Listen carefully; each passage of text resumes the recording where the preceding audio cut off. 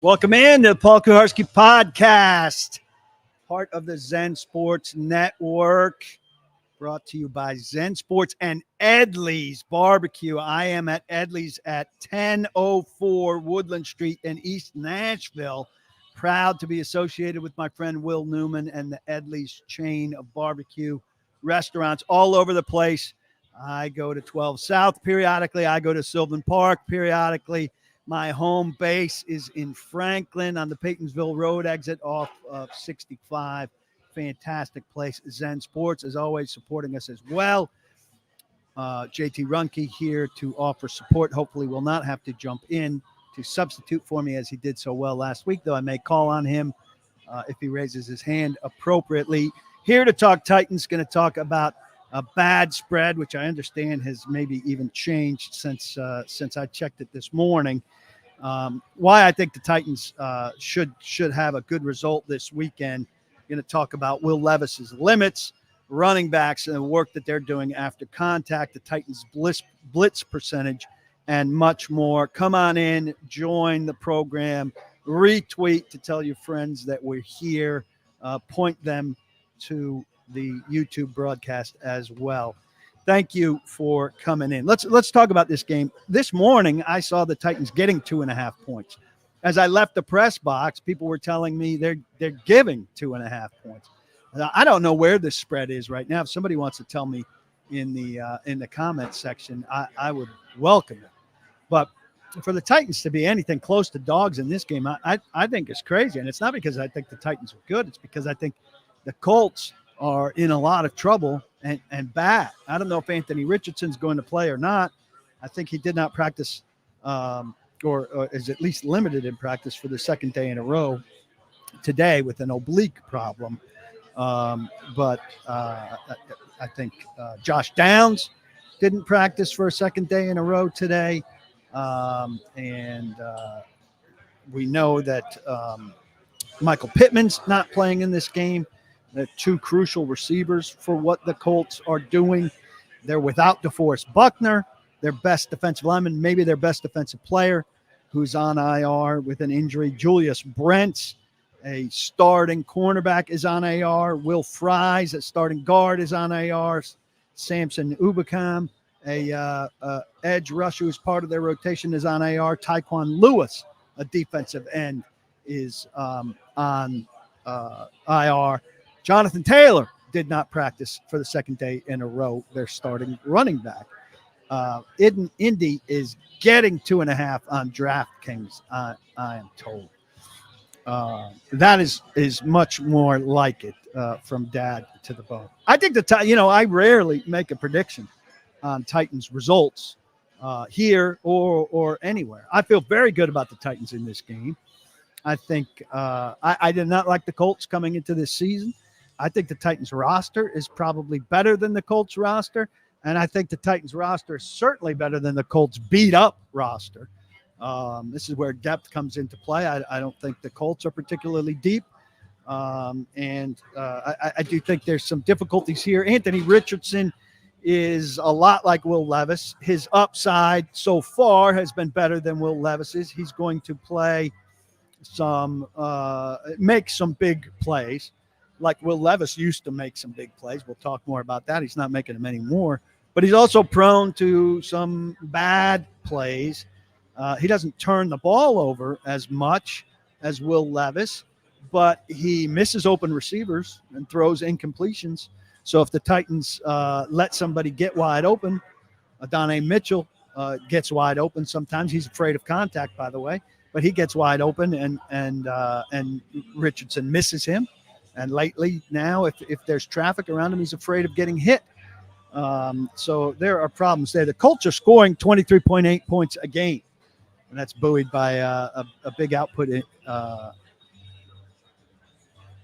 in one. They're allowing 24.4. So differentials less than a point. Titans are scoring 19.8, buoyed by the Jacksonville game, and they're allowing 24.4. No, I'm sorry. They're allowing 22.5. So their margin is about 3 points, about 2 points. Sorry. Colts are giving up 4.5 yards a carry. I think that's how the Titans go about this game. Run hard with Pollard, run hard with Spears, and kind of shape the game. I talked after the Miami game about how fortunate the Titans were to shape that game in a way that let them control it. And if they can shape this game, starting with the run, stay away from the penalties, don't get Levis sacked frequently, stay ahead of the chains. I just really like this matchup for the Titans. I think it's favorable with the Colts seriously depleted. Also, the Titans are at a place where they can buy themselves some hope, get to 2-3, feel like they're in the division race. Then I think things will go to hell, probably with Buffalo and Detroit, two difficult trips against two very talented teams. But I think they'll be feeling good about themselves after Sunday because of the way the Colts, they match up against the Colts. So this may all be jinxing the Titans if you believe in that sort of thing. I don't know about that. One problem that the Titans have to get past, and it's a story that I wrote today about Will Levis. Will Levis, for all his faults last year, his first year in the league and the last year of the Mike Vrabel regime and Tim Kelly's year as offensive coordinator, the Titans did manage to let Will Levis show off that lightning quick release and that big arm. And he made a lot of throws, certainly in that first game against Atlanta where he threw 4 touchdowns, the last of which he moved to his right, set up nicely, had people coming at him, but was able to half step into it at least and throw a beautiful ball to the other side of the field to Nick Westbrook-Akine on the left side of the end zone. Have we seen a ball like that all season this year?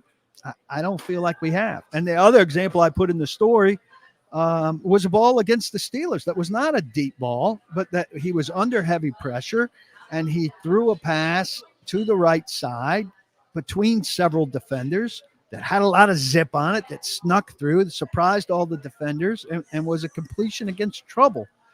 Both of these and several other throws last year, you said, wow, if they can get this guy to a place of regularly reasonable decision-making and more accuracy on the easy stuff, they're really on to something, because these throws are not throws that most quarterbacks in the league make. And this year, as they're talking about mastering the mundane, and they've got his completion percentage up 10 points, which is no small thing, we're not seeing these throws hardly at all. The one touchdown pass against the Jets that kind of snuck through the 2 defenders to Ridley for 40 yards seemed like it was a very nice throw, but it had some accident to it that it was able to fall to Ridley. And there have been a couple other throws, but how often have you said, wow, this year about a Will Levis throw where it wasn't, wow, that was terribly stupid, or wow, that sets them up for big trouble, as opposed to the wows you were saying last year where he said, whoo, if he can do that, they might be on to something here. And so Callahan, in this piece that you should read, talked about, we have to unlock. He used the word unlock several times. We have to unlock his capacity to do those sorts of things. We have to unlock all of those opportunities with the protection, with the play calling, and with not limiting Levis's aggressiveness. Here's Callahan on the maturity and the process for Levis with those things. Yeah, I think if you look at his, I think when he's completed the ball at a pretty good rate, which is part of playing the position. He's been really pretty patient. I've called a handful of play action plays that didn't necessarily have the shot down the field we were hoping for, and he did a really good job of quickly finding the check down and moving us on to the next play. And that's a maturity process of playing quarterback. Those things I've been encouraged with in the early part of the season. And now there's a you never want to take the aggressiveness away from the quarterback, and I think that's the fine line. Is you want to be aggressive, you got to toe the line a little bit. There's part of playing quarterback that's in Will's DNA of there's a little bit of F it, like I'll dive for the first down. I'll throw the ball into that coverage. So you got to have that balance, but you have to have that. You don't ever want to get to a point where a quarterback that's aggressive in nature has to feel like he has to dial it back. So you work through that process, and I think he's done a good job of that. He's completed the balls when asked, and then again, that's kind of to Paul's question about the aggressiveness and the balls down the field and the kind of the moments of brilliance that he's had in his 13 starts. It's just finding the balance of when to do it and how to make sure we're helping the team while still being aggressive. So yeah, it's a very fine line you walk. Yeah. So do we feel like he's dialed it back?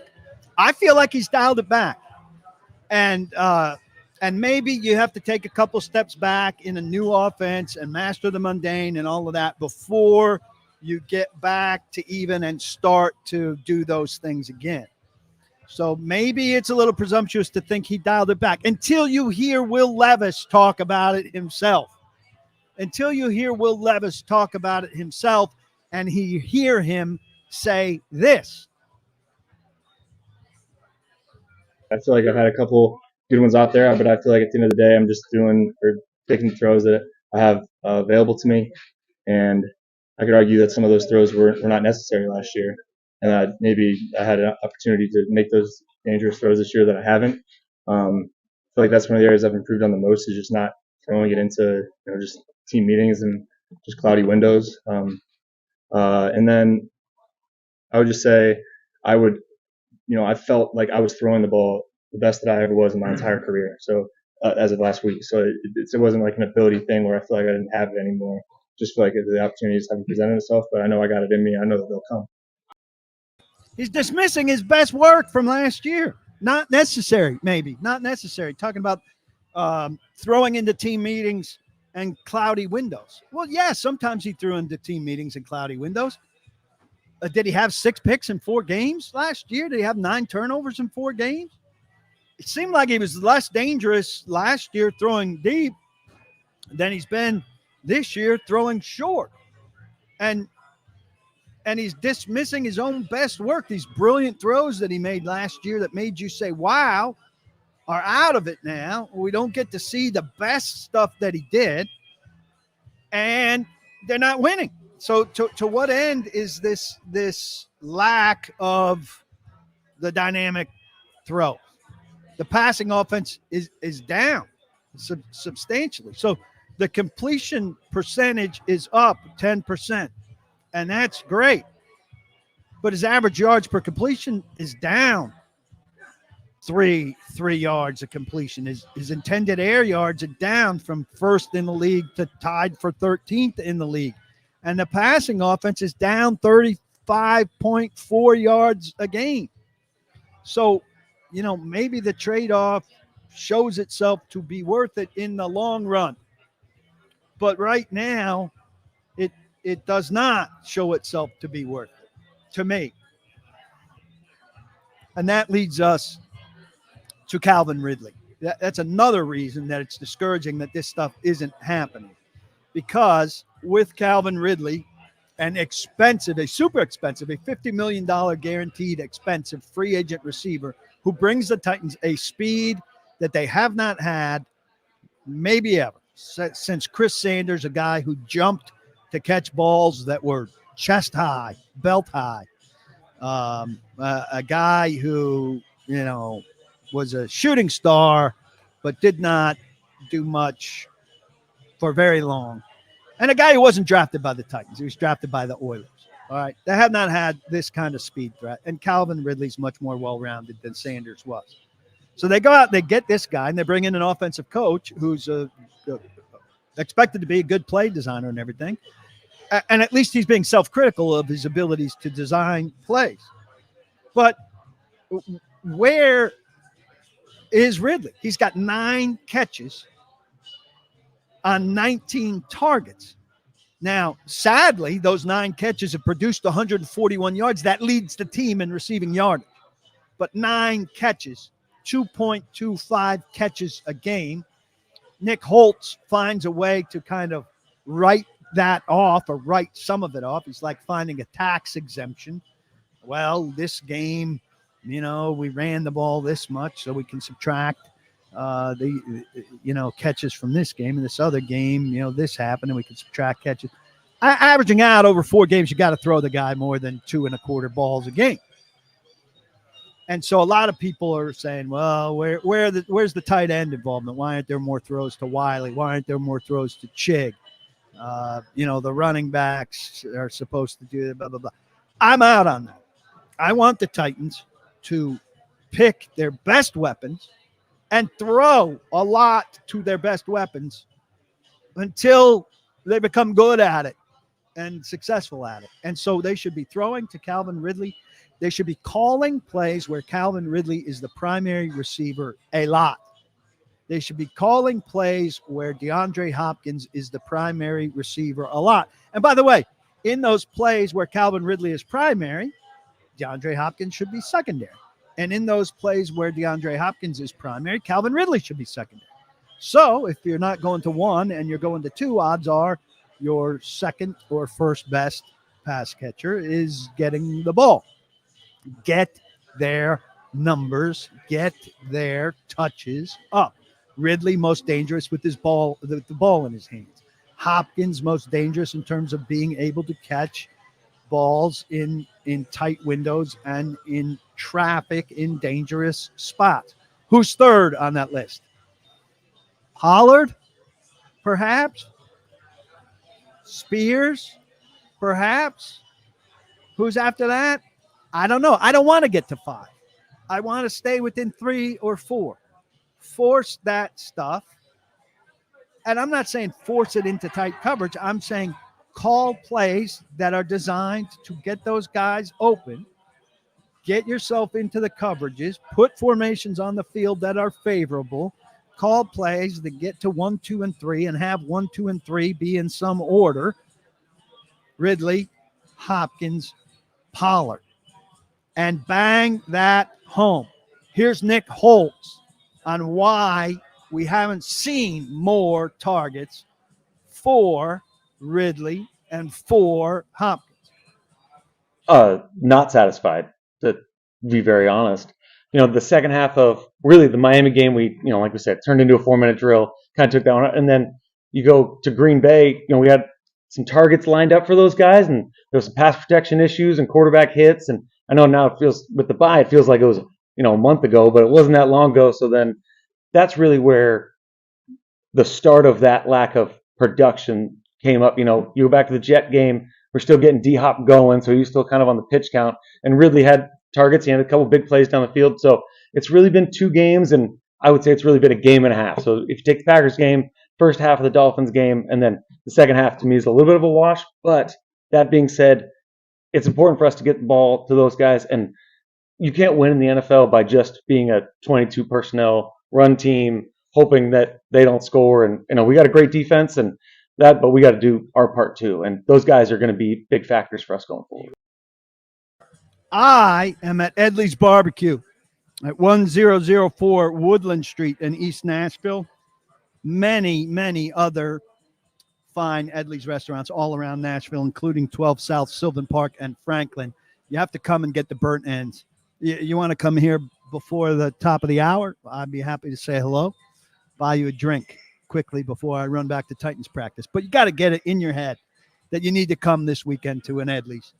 Get the burnt ends, fantastic. The avocado is fantastic. My family and I rarely go out to dinner. We order in a lot. But on the rare occasion that the 3 of us are of one mind, it's about Edley's. We go to Edley's in Franklin. There's never a line. There's only like one family in front of us. We order up. The food comes fast. We pig out. It's delicious. My wife and I get a cocktail. My son gets lemonade. We rotate through burnt ends, brisket plate, the avocado. It's fantastic. They've got a dessert bar. I can't even describe it. It's buttery goodness. I'm good friends with Will Newman. I've been out with him on the road for a road trip that he and his friends went on to watch a Titans game. Went out to dinner with them. Had a great time. He's a great, great guy. Nicolos says underrated banana pudding. So there's a dessert item for you. Look, it's a fantastic local barbecue joint. The food's terrific. Service is terrific. Ambiance is terrific. There's a great breeze blowing through some of these garage doors here today. You're making a mistake if you don't check it out. And I'm so thrilled to reconnect with Will and with Edley's and to be broadcasting from one of their fine restaurants, which is not that far from the Titans facility. So I could run here between interviews, do this broadcast, and run back. Please, please, please check them out. Where else are we going here? Let's dive in and take a couple questions. What JT does here for me is stars a few questions, and that helps me sift through it. G says he's with me. Levis's arm strength and quick release are his greatest strengths, and the Titans have to maximize that. We haven't seen it coming, so we'll see if they get to that. I mean, the hope is that, you know, it's 2 steps back before 3 steps forward, and you have to see what's coming. Ed asked, do I get the sense that the locker room would prefer Rudolph? No, don't get that sense at all. Also, this has never been a locker room under multiple regimes that would undermine the coach or the quarterback that way. But listen, Mason Rudolph, even though we're only talking about the capability of and there was one throw in a home game where that I should have put on this list of good things that happened this year to Chig Okonkwo in the back right corner of the end zone. I'm pretty sure that was at Nissan Stadium that Levis made this year. That's a throw that Mason Rudolph couldn't have made. So I don't think the locker room would prefer Mason Rudolph. I think they like Will's energy, and they know that this is about finding his upside. So we shall see where that goes. Deagle feels like Hopkins is a better one than Ridley. That's absolutely wrong. First off, you don't have to designate who's your number 1 and who's your number 2. Really, the coverage tells you what the opponent believes about your guys, and that becomes significant. But and you know, who leads you in receptions and yards and touchdowns ultimately tells you who your number 1 or number 2 is. But number 1 and number 2 designations are for fantasy football, not for the Titans. But Calvin Ridley is faster than DeAndre Hopkins. He's more explosive than DeAndre Hopkins. That makes him more of a weapon than DeAndre Hopkins. And I respect the hell out of DeAndre Hopkins. I think he's a Hall of Fame caliber guy. And what he does with the skill set that he has is fantastic. His ability to grab balls in tight spaces, particularly the way he plays the sideline, is a fantastic attribute, and the Titans haven't used that enough. So that's a big disappointment.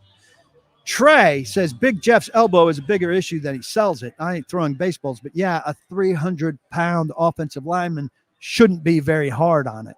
Will he go Sunday? I expect he plays on Sunday. I mean, they've been pretty straightforward with issues like this. I do think it is more of an issue than they're letting on, sure. But they never come out and say, well, Jeff's going to have a lot of problems with that elbow. So I think Jeff was having problems with a healthy elbow, and I think Jeff's going to have further problems with a bad elbow. The interior offensive line is a strength for the Colts, so that'll be interesting. But I will say the defensive line and the defensive front of this Colts team is probably as weak as the Titans have seen, plus it's injury depleted. So pass protection, if it's got a chance to be better, it should be better on Sunday. And I'm looking forward to seeing some of that. Anthony Richardson obviously is a lot different than Joe Flacco. I mean, these are, a lot of people always say you got to get a backup that looks like your starter. And I say to that oftentimes, if you have a unique starter, you're going to have trouble finding a backup that looks like him. Where are the Colts going to find an Anthony Richardson-like backup? It's very hard. I'm not a Richardson fan. I don't think that Richardson's going to pan out in the end. But you're not going to find somebody that's like Anthony Richardson to back Anthony Richardson up. And ironically, they've got somebody who's drastically different than Anthony Richardson and Joe Flacco. He ran a couple times last week, but he's a statue. So if the Titans get Joe Flacco because of Anthony Richardson's oblique injury, they're going to put in the game plan B that's for Joe Flacco, where you can rush him a lot more freely without, you don't have to cage rush him. You don't have to spy on him. All of the things that you have to do for Anthony Richardson. The Titans have had a long stretch here of preparing, or a couple occasions at least, where they prepared for two quarterbacks. They had to prepare for Jordan Love and Malik Willis, and obviously their preparations for Malik Willis failed. In Miami, they had to consider Skylar Thompson and Snoop Huntley, and they got the better of Snoop Huntley, who wasn't ready for that game at all, and Miami was terrible. So this double preparation is extreme. It takes a little more time, but also I think people tend to make too much of it. They know what Richardson is, and they know what Flacco is. So here is defensive coordinator Denard Wilson on the challenge of Richardson. To me, is he compares to like when Cam Newton was in the league. He's a big man. I mean, he looks like a DN. He can run. He's strong. He doesn't go down on first contact. And then obviously with the arm, he has tremendous arm talent. I mean, he can throw the ball 70 yards, so you have to be able to stop him from running, and then also keep a roof over the top of the defense to eliminate the explosive plays. Now, blitzing him would be dangerous, of course, right? You've got to worry about him getting upfield against you with his legs on design stuff, on scrambled stuff, and certainly if you're going to send people into the backfield and he can evade them, you're leaving some spaces for him to go into, and that creates some dangerous situations for sure. And I was curious more in general about what Denard Wilson thought about blitzing. JT and I were talking about blitz rate. I don't know if we got anywhere on stats on that. JT, jump on if you did find any blitz rate statistics, which I did not before we came on the air. But either way, I wanted to share what Denard Wilson said about the Titans blitzing. We expected the Titans to blitz a lot because they are weak, obviously, at edge. Harold Landry's a good edge, and Tavondre Sweat and Jeffrey Simmons push the pocket.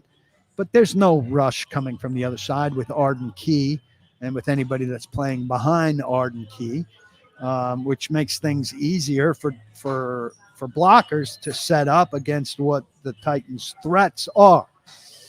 But the blitzing hasn't been a constant by any means. And so here's Denard Wilson on kind of philosophically how they're thinking about blitzing overall.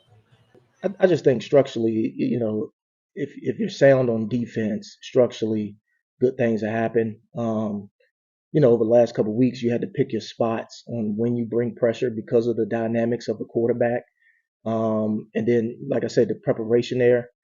I still think that the guys up front, okay, when we rush and cover, they still can. They're going to be able to get there.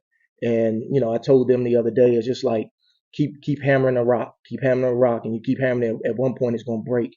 And we have the talent to go get the quarterback with a 4-man rush. But when it happens, it's going to happen. And just like anything in this league, just like with takeaways, once you get one, they start to roll. Once you get one, they start. I don't know. I mean, that's a very football-y saying. It's very cliche. I like Denard Wilson a lot. I think he's doing a good job. I think some of the defensive failures are, very much player-related and personnel-related. They don't have a good enough rush group to rush the passer well enough. And I don't know if they have good enough people to take the ball away right now. And do they come in waves? Well, as Arden Key opened the floodgates because a quarterback threw a backward pass and the receiver didn't pick it up. I don't see that as being a hugely contagious thing. We'll see.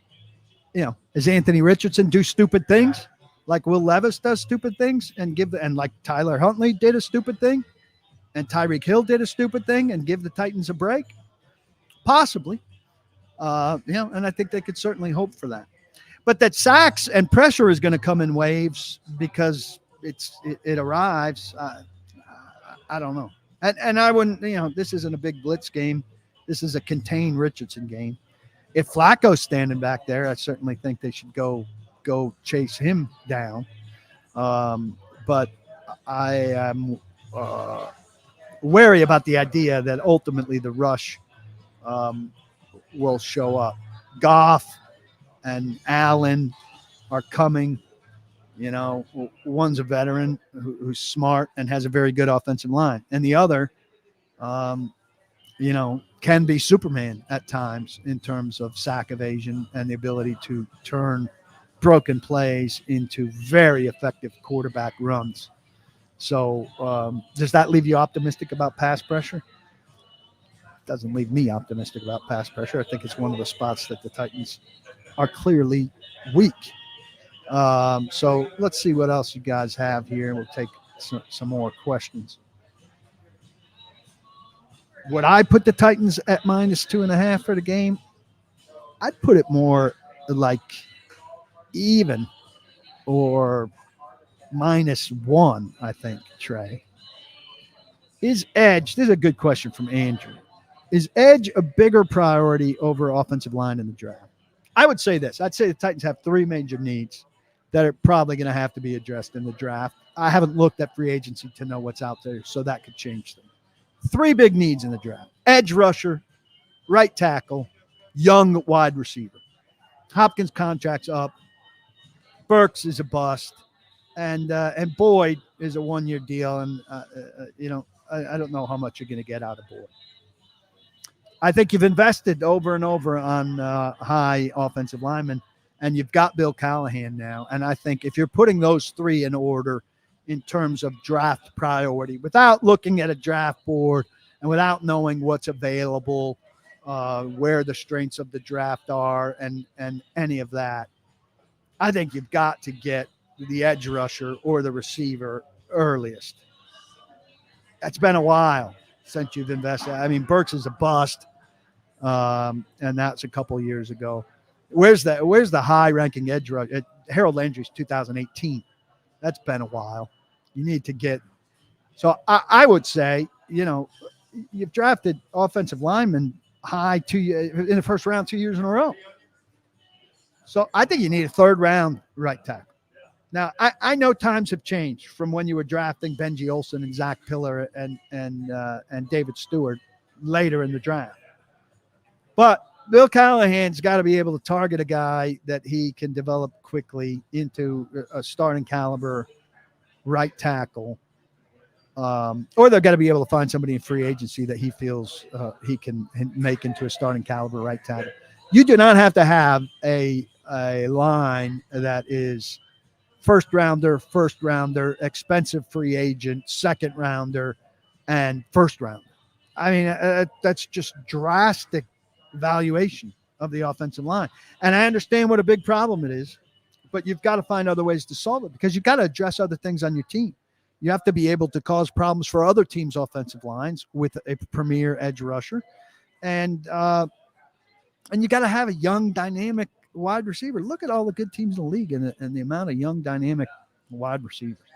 So I would put it in that order.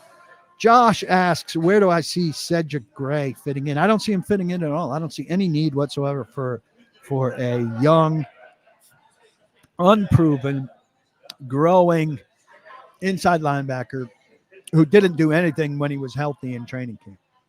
I think he'd be a healthy scratch. If best, I think the best thing that can happen to him, quite frankly, is he re-injures himself and gets put back on injured reserve, and it amounts to a redshirt year. Maybe he's, special teamer back of the roster, and he's an improvement over somebody that's been allowing blocked punts. Trey wants to know, do I watch Manning cast or the game? He can only take so much of the Mannings and their guests. I was a Manning cast devotee for a good while until maybe the first game they did this season when I watched with Belichick. And listen, if they can't get the technology down, I'm out. So I swore off it then. The delay is too big, and they got to get them in the same room, or they've got to get things wired for real. But if they're doing technology like I'm doing here, like you're doing when you do a podcast, and there's such a delay that they're talking over each other, or then in an attempt to not talk over each other, being silent and their long, awkward silences. It's an amateurish broadcast, and I can't watch an amateurish broadcast involving Peyton Manning, Eli Manning, and Bill Belichick, 2 Hall of Famers and one guy who's going to be heavily debated. It's just below ESPN to do it that way. I cannot handle it. Have defenses, Andrew wants to know, caught up with the past half of the offense? It seems passing is down across the league. Passing is down across the league, but I think last weekend it started to make a comeback. We saw some higher scoring games and some more explosive things. Over the last 4 years, I think we're down like 50 yards per team per game, which if you look at it another way is down 10 first downs a game, which is a shit ton. And so that's not good. But last weekend with the bye week, I got to watch a lot of football, and I saw some pretty entertaining games. I saw the Falcons move the ball very well. I thought Houston and Buffalo had some success offensively throwing the ball. Well, Josh Allen didn't. He had a bad completion percentage. But I saw entertaining football, And as long as it's entertaining football, I'm satisfied. And there was good enough passing in those games that it qualified for me as entertaining football. Andrew says right tackle free agency is slim next season as well. All 3 of those positions are going to be slim because you draft those guys, and if they're good, you sign them to a second contract. And you draft another one and you try to sign him to a second contract. The only reason you don't sign him to a second contract is because your team gets so good you can't afford to re-sign everybody, or because there's something deficient about them. They had a personality problem or a bad knee or a work ethic problem or something like that. How does Todd Downing do with Aaron Rodgers? Todd Downing is not a good play caller. He's not a bad coach. He's just not a good play caller. So how much influence does Rodgers have over the play calling? That's going to be a big question for New York. And that's a big game Monday night, Jets-Bills. I'm seeing that the Bills, I thought the Bills would rebound in Houston, and they did not. So they've lost, consecutively to Baltimore and Houston. I do not see them losing 3 in a row with the Jets next. What else do we have here? Too much Trey. Slow down there, Trey. Morocco, what are my thoughts on Skoronski and Cushenberry so far? I mean, I think the best of them has been good. I think they're both too inconsistent. I can see the appeal. Skoronski's been too slow to get good consistently, and it makes you question a little bit if he can be good enough consistently. Cushenberry's not been good enough for a high-priced free agent. And I think you can say that about this roster, that the free agent, the big 3 free agent acquisitions or trades, right? Cushenberry, not consistently good enough. Not consistently good enough. Ridley, he's had some drops and some difficulties, and he's not been used well enough. They're not getting their money's worth out of Ridley. And Snead, Snead doesn't grade well at PFF for what that's worth. Snead has had good moments. He's feisty as hell. Denard Wilson called him the best corner in the league today. But he gave up a 3rd and super long conversion against Green Bay.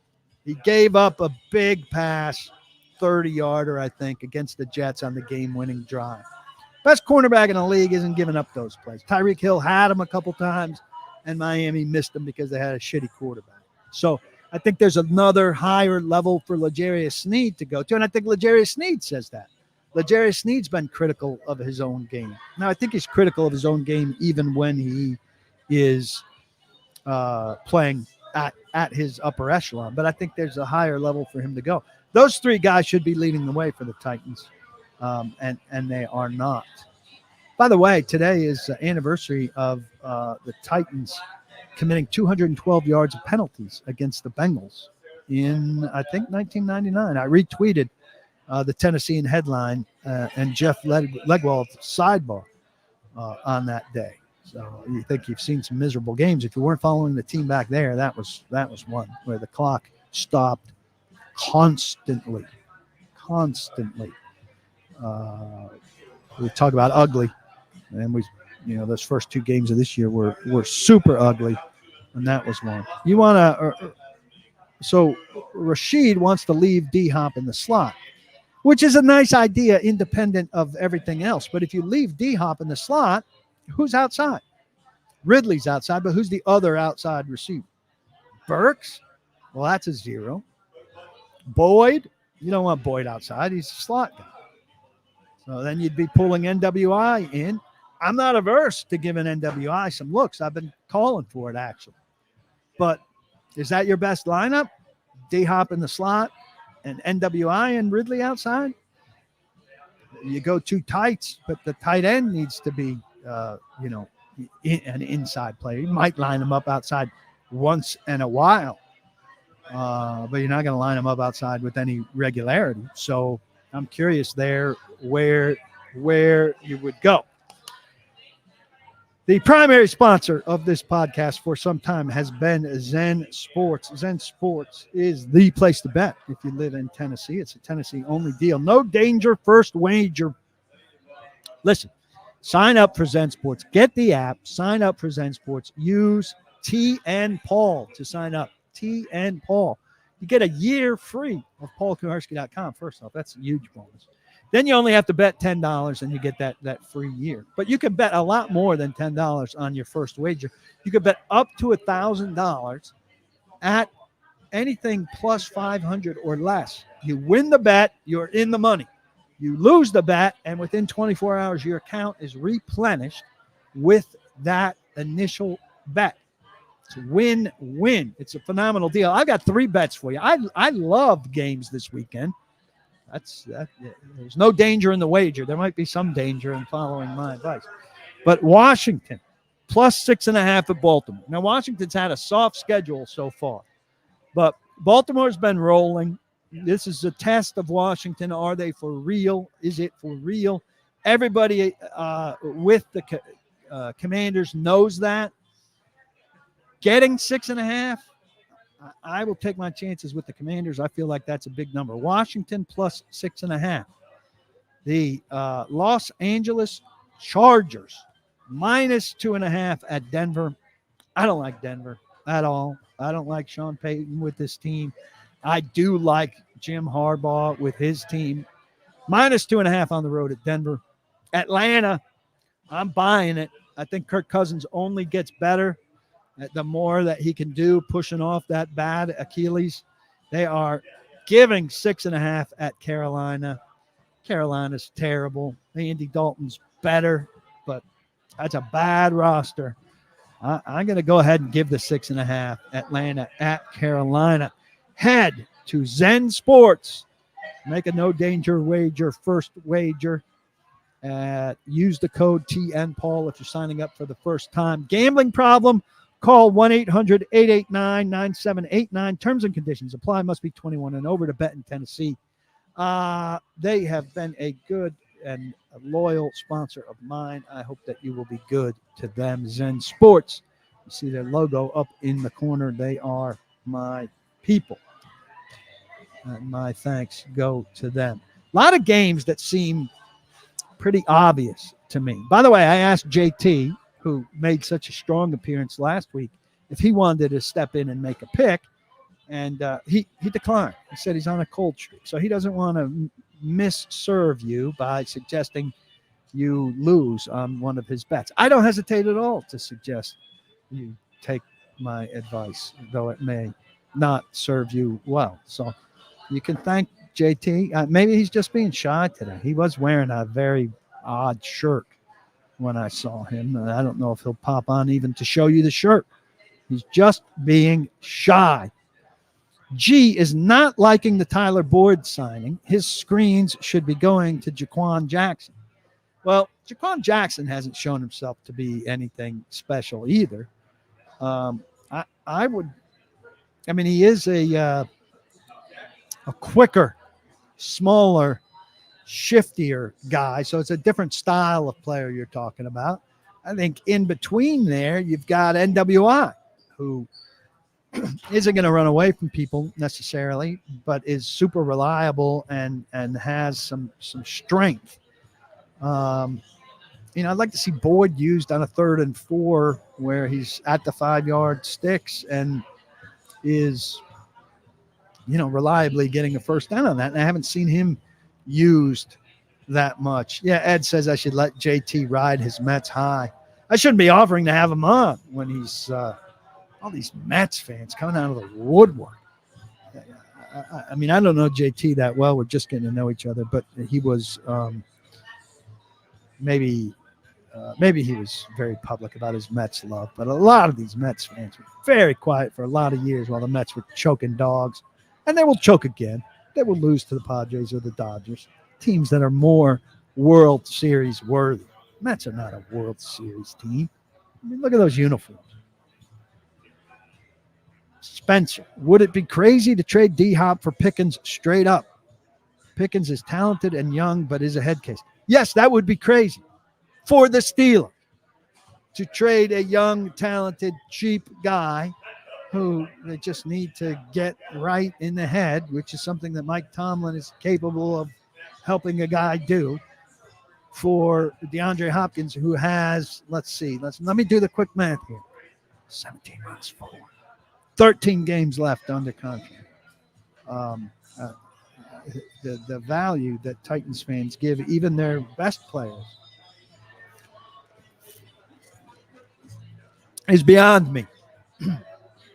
If I'm not mistaken, Pickens' 3rd year, he's got this season and next, and was he a first-round pick? Then he'd have a 5th-year option. The guy is exceptionally talented. I haven't looked closely at what he's done this year, but I certainly think it's too early to give up on him, and I would not be doing so. I think we have at least one call here, JT, and if we have that call on the voicemail, which people are underusing, but that's up to you to underuse it. If we have that call, let's bang it. Hey, Paul, how you doing? This is Howie in Houston. My other title I don't think you like too much, so I'm going to concede you win. You always do. Will Ferrell reference, Saturday Night Live. Anyway, hey, I'm waking up in the last couple of days with this weird pro-Levis feeling. I don't know what it means. Please help me make sense of it. But just the feeling that, it's going to be okay, and I'm trying to understand. Now, to bring rationality to that, I look at his stats. I look at his passing yards every game, except for the last game, have continued to go up. 127, 192, and then against Green Bay, 260, which is well above the average in passing yards right now. His quarterback rating is low, but his passer rating is very impressively going up from 52.5 to 84.2 versus the Jets to 92.8 versus Green Bay. Of course, everything is low because he's only in the game for a fraction of the time against Miami. Now, I could see the passer rating being higher than the QBR quarterback rating because of, I assume, the QBR puts into account turnovers. And that's just why I'm having this optimism, is that if that can just go away, then look at what we have here. Look at what the Titans have here being objective and Will Levis. The slate is tough coming up. You can cut that. Callahan bracing himself. Got to shorten that up, Howie. Minute tops. I mean, the last thing you said there, if the bad stuff could just go away, it would all be good stuff. Yeah. I mean, who's that not the case of? There's a little bit of reason for optimism with Will Levis. The super stupid stuff he did in the first 2 games, he hasn't done. So he graduated from that to, let's say, quote unquote, regular interceptions on super fast plays. Underestimated Jair Alexander jumping the Hopkins route. Hopkins didn't necessarily help him in the Green Bay game. In the Miami game, didn't see the dropping defensive lineman. Kurt Warner gave us a good explanation. We've gotten good explanations since. Understand how it happens. Saw it happen to Aaron Rodgers. He said that Callahan has shown him videos of veteran quarterbacks making similar mistakes. That's fine. I understand all that. He's allowed to see that guy drop. He's allowed on a predetermined throw where he's going to Hopkins, if this guy goes to the flat, to see somebody changing the picture and to decide not to throw it. That's the next step, I guess.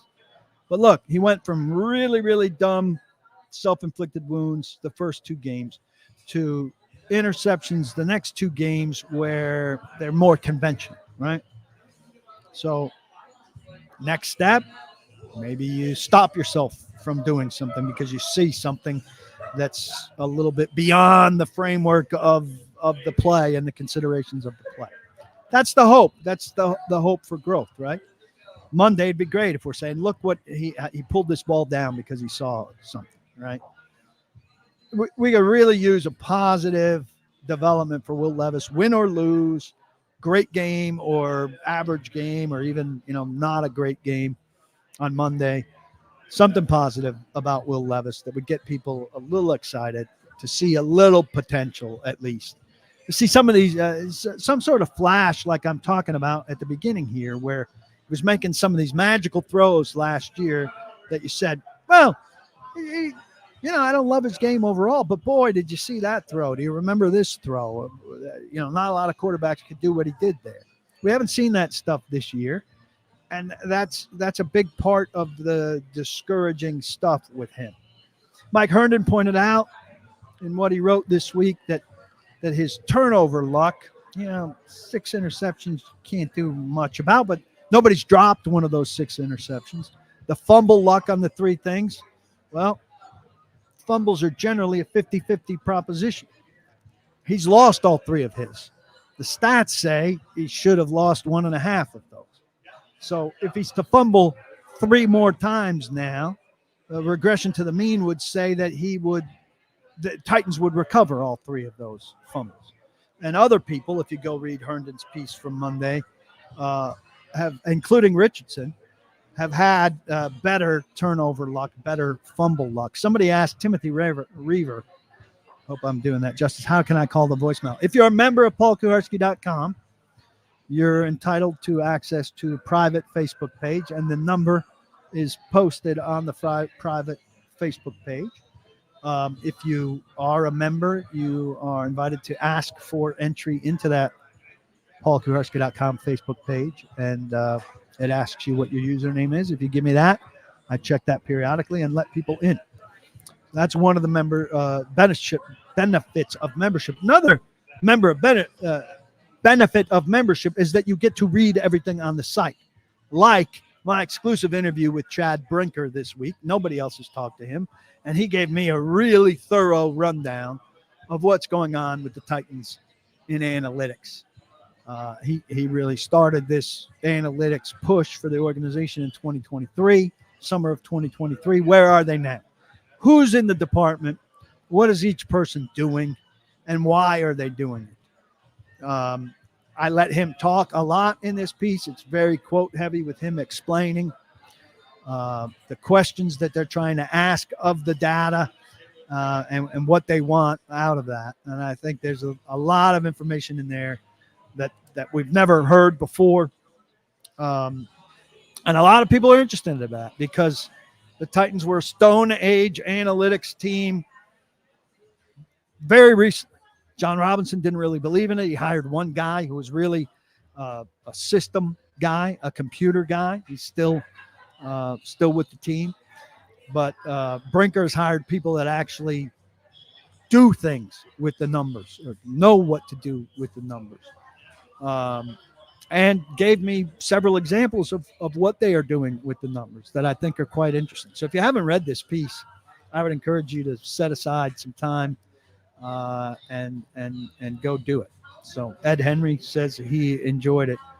And he's also telling Tim to go subscribe, which Tim says he will do. So I will be looking for you, Tim, and then I'll be eager to play one of your voicemails on here next week. I look forward to that. Deagle is demanding to see JT's shirt, but JT has told me that it wouldn't be good for the brand. JT getting more hype out of not showing himself. He knows what he's doing. He's playing the game. He is playing the game. PK betting show. There is no betting show. I'm just talking about stuff. Nicholas. Harold Landry is at the top of the cap table at $23.8 million. Barring a Pro Bowl level season, is there any chance Landry returns for 25-26? His PFF grade is 70. I don't really care about his PFF grade. He's the only guy on the team getting to the quarterback with any regularity. He's not super dynamic right now. I don't know why everybody's so eager to save the Titans money. They have money to spend. They should spend it. Harold Landry's one of their best guys. They have no stars. They have somebody that's in their world a star, and you're like, oh my God, he's making money. They're going to get rid of him. Why? Will Rand give Ernest an extension before the end of the season? It's unlikely that the Titans give anybody an extension before the end of the season. They generally don't negotiate during the season. And it depends on what Ernest Jones has in mind as a price tag. But Ernest Jones is a very good player. And I expect Ernest Jones, there'll be a market for Ernest Jones. I don't know what it is. And I don't know what the Titans, I think the Titans are more willing to spend at inside linebacker than they've been at the past. Just how much? They weren't willing to spend what Azeez Al-Shaair wanted and what the Texans were willing to spend for him. But we'll see. Banksy fan wants to know why NWI isn't being used. I think he should get some of Traylon Burks' snaps. Traylon Burks isn't doing a damn thing except blocking, and I think they should be doing it, giving NWI some of those chances and throwing him a few balls. But again, I'll reiterate what I said before. I want them targeting their primary guys a lot, like 90% of the time. And 90% of the time, it means there's not much for Burks, for NWI, for Wiley, for any of them. Get the ball to Ridley, to Hopkins, to Pollard, their primary weapons, and let them work.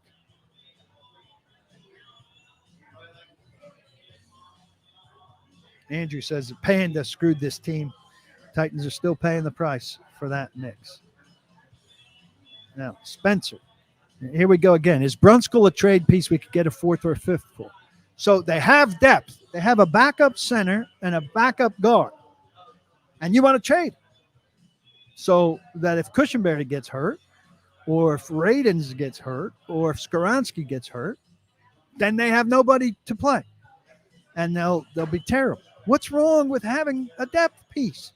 The Titans have terrible depth. It's why they suck on special teams, and it's why they're in danger virtually everywhere of being an injury away from really being terrible. So the interior offensive line is okay. And it should get better because Cushenberry should get better. Radens, I think, has been gradually getting better. Skoronski has a chance to gradually get better. And Brunskill's behind him. Let's get rid of Brunskill and make sure that if one of those guys gets hurt, you're playing Rupsich. Or you have to promote Corey Levin, who's been on and off the practice squad for 5 years. No. Why is Henry now just getting my approval for the Hall of Fame? He could have retired last year and been a Hall of Famer. I love people telling me who's Hall of Fame because you're all on the panel and you all have a good sense of what the panel wants in a Hall of Famer. So I'll just sit back and read Twitter, and it will inform me what the voters think and what I, as a voter, think. We'll take one more, and we'll get out of here. David Jackson, good man, one of the All-22. Do I get a sense that Callahan has rendered a verdict on Levis and he's not sharing it yet? If he had rendered a verdict, it would be ridiculous to share it. And it would be ridiculous for a new coach to have a verdict on anybody or anything after 4 games. Way too fast. Way too fast. Look, again, look around. Baker Mayfield verdicts, Geno Smith verdicts. I'm forgetting several other guys who are playing effective football around the league who needed time and situations and experience. Joe Flacco verdicts. Is Joe Flacco elite? He's not elite, but he saved the Browns' ass last year. They let him go, and they're paying the price, though they probably would have kept him on the bench. And now, unlike Mason Rudolph here, who's not good enough to replace Levis and really take the Titans' places, Joe Flacco is good enough to really put the Colts in a tough spot. And the declarations pretty much come out in Indianapolis that they're giving Anthony Richardson every chance. Now, I'm not big on Richardson. Richardson probably has more upside than Levis. But Joe Flacco certainly has more upside than Mason Rudolph. And Levis, I'm not saying he's going to be a Super Bowl guy like Flacco was, but it's not inconceivable that Will Levis could be Baker Mayfield someday, that he could be Sam Darnold someday, that he could be Geno Smith someday. It's just that we're going to have to wait 3 years to find out. Come eat at Edley's. Find one near you. It's terrific barbecue. You probably know it already, and you're just due to stop back in. Tell them I sent you. If you haven't tried it, put it on your list for what you're doing this weekend. Download the ZenSports app. Use code TNPaul. Make at least a $10 bet. You get a free membership here. That's an easy way in. That even if that's not what you want, it's a great place to lay down a parlay for the weekend. Don't sign up for a PaulKuharsky.com membership one way or the other. You got to read this analytics story at the very least, plus Mike Herndon, plus Blake Bedingfield, plus. Value all abounds. Don't block the box. Be sure to lock the locks. Thanks to JT Runke, even though he wouldn't show us his shirt. Have a great weekend, everybody. I really appreciate you. Cheers.